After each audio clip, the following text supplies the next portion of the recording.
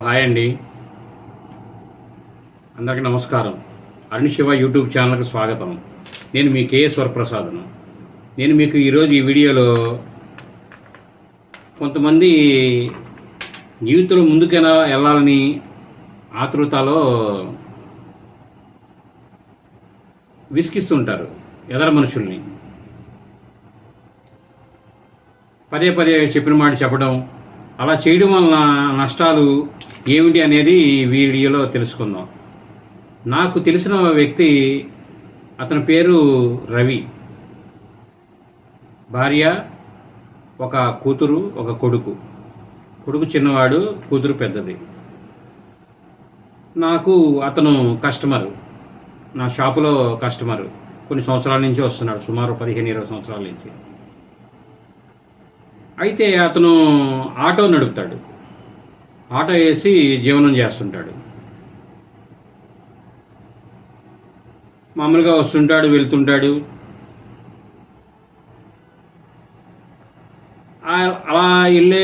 అలా చేస్తునేటప్పుడు అతను ఒక రోజున మాటల మధ్యలో కొద్దిగా ఇదిగా ఉంటే, ఏంటండి అలా ఉన్నారని అడిగితే, ఏం చెప్తామండి, కొద్ది గూగుల్ ఇసుకిస్తుంటారు ఇంట్లో, కొద్దిసేపు భోజనానికి వెళ్ళినప్పుడు పడుకుందామంటే ఇసుకిస్తారు, రాత్రిపూట ఇంటికి వెళ్ళిన తర్వాత కూడా ఇక అదే విధంగా అన్నట్టుగా ఆయన బాధపడ్డాడు అని వెళ్ళిపోయాడు. అలాగే ఏంటంటే, కొంతమంది ఆడపడుచులు జీవితంలో మన జీవితం అనే పందెంలో ముందుకెళ్ళాలి అనే ఉద్దేశంలో పదే పదే విషయాన్ని భర్తకు తెలియజేయడం వలన అది పరోక్షంగా వాళ్లే నష్టపోతారండి. నేను వాళ్ళ విషయంగా కాకుండా విశ్లేషణ అయిన తర్వాత మళ్ళీ ఆ విషయం తెలియజేస్తాను. ఇప్పుడు ఏంటంటే, ఇప్పుడు ఈ ఆటో ఈయన రవి గారు ఉన్నాడు, ఆయన ఆటో వేస్తుంటాడు, వెళ్తారు. మార్కెట్లో కాంపిటీషన్ అండి, ఈవేళ రూపాయి సంపాదించాలంటే. ఇదివరకంటే కిరాయిలు బాగా వచ్చాయి, ఎంతో ఆదాయం ఉండేది. ఈవేళ కాంపిటీషన్ మీద ఈవేళ ఈ యాప్లు రావడం వలన ఈ 5-6 సంవత్సరాలు 10 సంవత్సరాల నుంచి నిదానంగా కిరాయిలు అనేది తగ్గి చాలా రిస్క్ అవుతుంది. అలాగే ఏంటంటే, అతను ఈ సంఘటన జరిగింది ఈ యాప్లు రాకముందే, ఈ ఓలా యాప్లు రాకముందే జరిగింది ఈ సంఘటన. తను అలా 2-3 సార్లు నాకు తెలియజేశాడు. మానసికంగా ఒత్తిడి. ఇప్పుడు మనిషికి అనేవాడికి, ఇప్పుడు ఒక చిన్న ఉదాహరణ చెప్తానమ్మా. నేనున్నాను, నా మీద నేను ఒక 100 కిలోలు 50 కిలోల వరకు మోయగలుగుతానమ్మా. నెత్తి మీద ఇలా, భుజం మీద అలా 100 కిలోలు 50 కిలోలు మోయగలుగుతాను. అదే 200-300 కేజీలు పెడితే నేనేమవుతానండి, కిందకి అలా దిగిపోతా, లేదనుకో సైడ్కి పడిపోతాం, పడేస్తాం పైన ఉన్నాయి. మగ మనిషి జీవితం కూడా అంతేనమ్మా నా ఉద్దేశంలో. ఎందుకంటే, నేను ఆడవారిని కించపరచాలని చెప్పట్లేదు, మీకు విశ్లేషణగా తెలియజేస్తున్నా పెద్దవాడిగా. కుటుంబ బాధ్యత అనేది ఎక్కువ శాతం ఆడవారికి లేదని కాదు, పోషణ అనేది భర్తకే ఉంటుంది. భర్త అనేవాడు బయటికి వెళ్ళి సమాజంలో తిరుగుతా, మంచి చెడు, ఎండకి వానికి బయటికి వెళ్ళి ఉద్యోగాలకు వెళ్ళాడు, ఉద్యోగాలు వ్యాపారం వెళ్ళి తిరిగి వచ్చి పొద్దు నుంచి సాయంత్రం దాకా. కొంతమందికి ఉద్యోగస్తులు అయితే సాయంత్రం 7-8 ఇంటికి వస్తారు. కొంతమంది వ్యాపారస్తులు అయితే 10-11 దాకా చేయాల్సి వస్తుంది. చిన్న చిన్న వ్యాపారాలు చేసేవాళ్ళు కూడా సమయం అనేది ఉండదు. వ్యాపారం అంటే ఏంటంటే అండి, వ్యాపారం కోసం మనం కాపలా కాసుకోవాలి, మన కోసం వ్యాపారం రాదండి.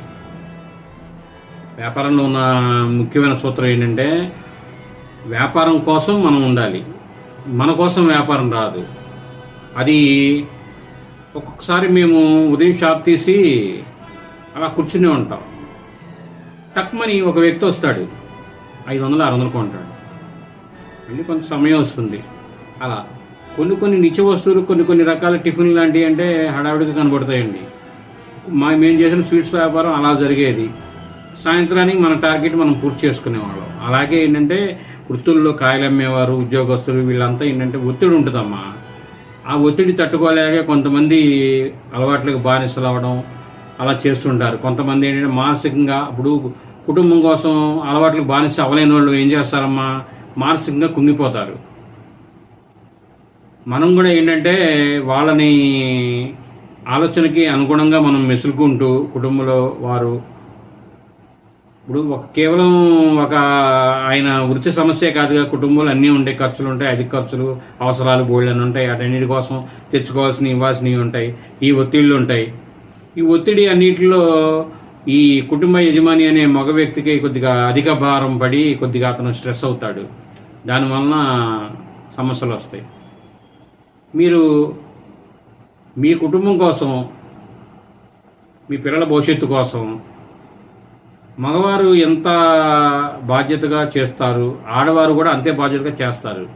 కానీ మీరు కొద్దిగా వారిని భర్త ఆలోచనలకు అనుగుణంగా మీరు నడుచుకుంటా ప్రేమగా. ఇప్పుడు ఒక విషయం ఉందండి, మనం ఒక విషయం ఒక వ్యక్తితో చెప్పాలి. అది ఏ సమయంలో చెప్పాలండి? అరుచుకునేటప్పుడు, బయటికి వెళ్ళే టైంలోనో, అటువంటిప్పుడు చెప్పకూడదండి. ఒక ముఖ్యమైన విషయం తెలియజేయాలి అనుకున్నప్పుడు, భార్యాభర్తలు కూర్చొని మాట్లాడుకునేటప్పుడు, ప్రశాంతంగా ఉన్నప్పుడు, అవకాశం ఉన్నప్పుడు మనకి విషయాలు మనం కావాల్సినవి అనేది ముఖ్యమైన విషయాలు తెలియజేయాలి. మామూలుగా అన్ని విషయాలు మాట్లాడుకుంటాం, ముఖ్యమైన విషయాలు మాత్రం అప్పుడు తెలియజేయాలి. అప్పుడు ఏమో ముఖ్యమైన నిర్ణయాలు మీరు ఏదైనా అడగదలుచుకున్నారు అప్పుడు అడగాలి. ప్రశాంతంగా ఉన్నప్పుడు, మనం కాస్త కూర్చున్నప్పుడు, అప్పుడు ఏంటంటే ప్రశాంతంగా వాళ్ళు సమాధానం చెప్పగలుగుతారు. కుటుంబంలో సమస్యలు ఉండవు.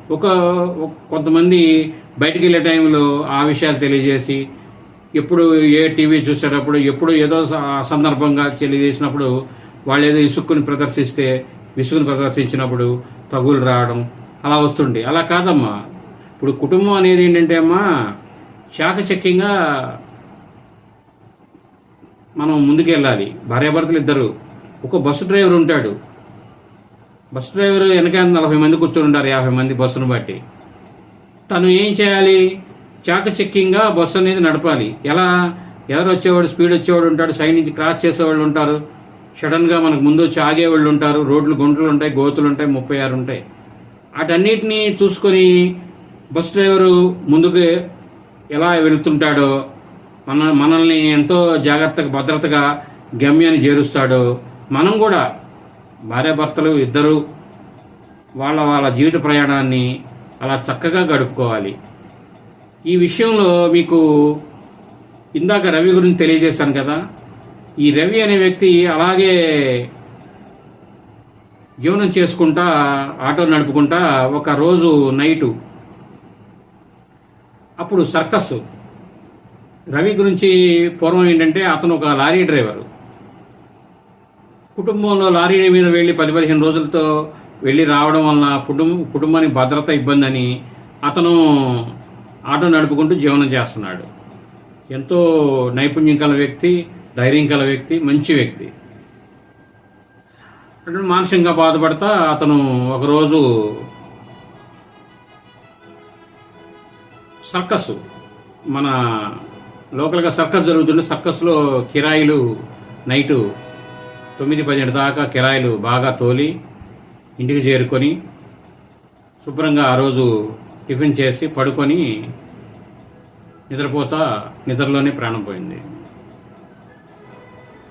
వారు తర్వాత తెల్లారుజామున భార్య పిల్లలు చూసుకొని, కొడుకు చూసుకొని గబగబా లేపి హాస్పిటల్కి తీసుకెళ్తే, మీరు తేవడం లేట్ అయిందండి, ఆయనకి గ్యాస్ ట్రబుల్ ఇదయ్యి హార్ట్ స్ట్రోక్ లాగా వచ్చింది, వెళ్ళిపోయారని చెప్పి తెలియజేశారు. తర్వాత వాళ్ళ బంధువులు, అతని ఫ్రెండ్ అతను ఆటో వేసే అతను నాకు ఈ విషయం తెలియజేశాడు. నాకు కొద్దిగా బాధ అనిపించింది. నేను మీకు ఈ వీడియోలో దాన్ని తెలియచేసి, అందరికీ ఇలా జరుగుతాయని కాదమ్మా, మనిషికి ఒత్తిడి అనేది ఎక్కువ జరిగితే ఇలా ఉపద్రవాలు ఒకటి వస్తుండే కుటుంబంలో. మీరు కుటుంబంలో సుఖ సంతోషాలతో ఉండాలి అంటే మీరు ఒక్కటే, కుటుంబంలో ఎప్పుడూ సంతోషకరమైన వాతావరణం ఉండాలి. అటు చిటపటలు ఇటు చిటపటలు ఉండకూడదు. ఈ చిటపటల మధ్యన పిల్లలకి ఇబ్బంది కలుగుతుంది, పెద్దవారికి ఇబ్బంది కలుగుతుంది. పెద్దవారు ఏదన్నా వాళ్ళకి ఏదైనా కావాలని అడుగుదామన్నా అడగలేరు, వాళ్ళ అవసరాలకి. పిల్లలకి ఏదైనా చదువుకునే వస్తువు అడుగుదామని అడగలేరు. దానివల్ల 2-3 రోజులు ఇంట్లో అశాంతి నెలకొంటుంది. కాబట్టి ప్రతి ఒక్కరూ భార్య భర్తలు మీ కుటుంబం కోసం, మీ భవిష్యత్తు కోసం ఈ శ్రేయోభిలాషి మీకు చెప్పాడు అని భావించి చక్కగా, అంటే అందరూ ఇలా ఉంటారని నేను భావించనమ్మా. ఇప్పుడు ప్రతి మనిషిలో నేను ఉన్నానండి. నా దగ్గర కూడా ఏదన్నా సమస్యలు ఉంటే నేను ఎదురువారు చూసినప్పుడో ఎవరన్నా పెద్దలు చెప్పినప్పుడో మార్చుకుంటుంటాం. నేను నా జీవితంలో అలా మార్చుకునే నేను ఇవాళ మీకు చెప్పగలుగుతున్నాను. అలాగే ఏంటంటే నాకున్న అనుభవాలు మీకు చెబితే మీలో ఏమన్నా నేను చెప్పినట్లో ఉపయోగంగా ఉండి తీసుకుంటే మంచి భవిష్యత్తు ఉంటుంది కుటుంబాలకి అని నేను ఈ వీడియో చేశానండి. మీరు పూర్తి వీడియో చూసినందుకు ప్రతి ఒక్కరికి ధన్యవాదాలు. అలాగే ఏంటంటే మానవ జీవితం అనేది ఒక బుడగ లాంటిదమ్మా. ఎవరిదైనా అవనియండి, ఆడవారు మగవారని కాదు, ఒక బుడగ. అది బుడగ ఏంటంటే అది చూసినంత వరకు అందంగా ఉంటుంది. మనం ఎగరేస్తే గాల్లో ఎగురుద్ది, తాడు కట్టి పట్టుకుంటే చేతిలో ఉంటుంది, చూడడానికి ఆడుకోవడానికి బాగుంటుంది. కానీ అది అదుపు తప్పి దానికి ఏదన్నా ఒత్తిడి తగిలినప్పుడు తప్పని పగిలిపోద్ది. మనిషి జీవితం కూడా ఎవరైనా అంతేనండి. మగవారు ఆడవారి పట్లైనా అంతే, ఆడవారు మగవారి పట్లైనా సరే అంతే. ఎవరి జీవితమైనా ఒకటే. కాబట్టి ఈ అంశాలని స్ఫూర్తిగా తీసుకొని ముందుకు వెళ్ళాలని భావిస్తూ ఈ వీడియో మీకు నచ్చినందని భావిస్తున్నాను. తప్పకుండా లైక్ చేయండి, షేర్ చేయండి, కామెంట్ చేయండి, తప్పకుండా సబ్స్క్రైబ్ చేయండి. నమస్తే అండి. Thank you.